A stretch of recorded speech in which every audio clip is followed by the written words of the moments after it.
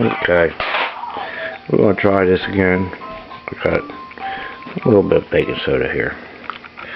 Just drop out in a little baking soda. Alright, that ain't much. We'll stir it up. It'll handy dandy. Stirring stick here, just a little stick. Let's just stir it up a little bit. Alright. And we'll throw the power to her right now.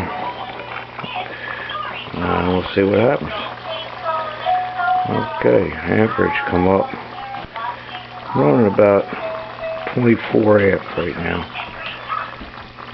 Well, that's not bad production coming off the cell. It's 24 amp. You can see it there. 24 amp, 13.8 volt. And like I say, it's not too bad a production. Let me get a better look there. It's actually quite good.